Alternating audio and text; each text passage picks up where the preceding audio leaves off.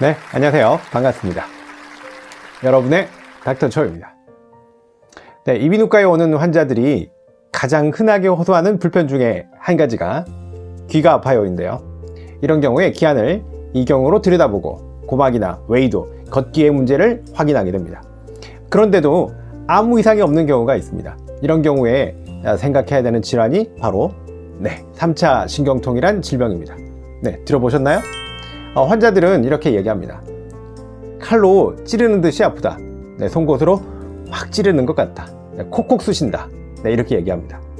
통증이 전혀 없을 때를 0점, 그리고 최악의 참을 수 없는 통증을 이제 10점이라고 했을 때 몇 점 정도냐 이렇게 물어보면요, 만점인 10점을 얘기하는 사람들이 많습니다. 얼마나 아팠던지 100점이라고 얘기하는 사람도 있더군요. 네, 이런 통증들이 양치질을 하거나 우리 밥을 먹거나 세수를 하거나 면도나 화장 같은 사소한 외부 자극에 의해서 반복적으로 아주 심하게 나타납니다. 대개는 수초에서 길게는 2-3분 정도 갑니다.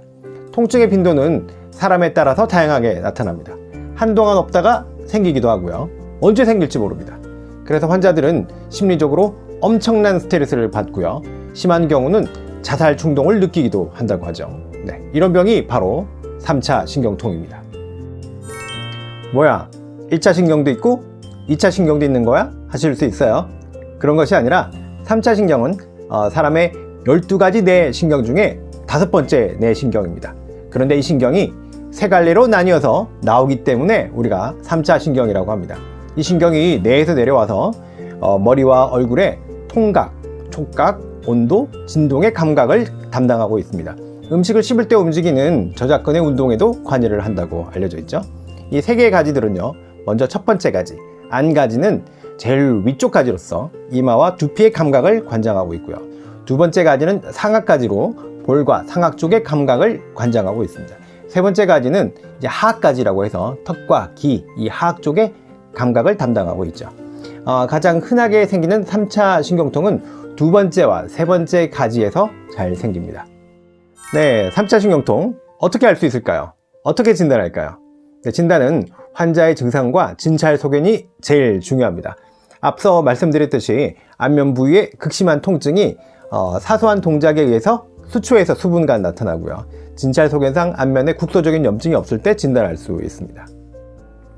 네, 3차 신경통은 왜 생길까요? 네, 대부분 원인을 모르는 경우가 대부분입니다. 물론 2차적인 원인이 있는 경우가 간혹 있습니다. 외상이라든지 종양이라든지 뇌경색, 그리고 동정맥 기형 같은 혈관 문제인 경우가 있고요. 그 외에도 여러 가지 신경질환에 의해서 이런 3차 신경통의 양상을 띠면서 나타날 수 있습니다. 3차 신경통은 다행히 약물 치료에 반응이 좋은 편입니다. 그래서 일시적으로 아프고 호전되는 경우가 실제로 많이 있습니다. 그래서 너무 걱정은 안 하셔도 될 것 같습니다. 네, 금연이라든지 금주, 스트레스 요인을 줄이는 것은 기본이고요. 대개 경련, 간질 이럴 때 쓰는 항정간제, 카바마제핀이나 옥스카바제핀 같은 약이 효과가 좋습니다. 항우울제도 효과가 있고요.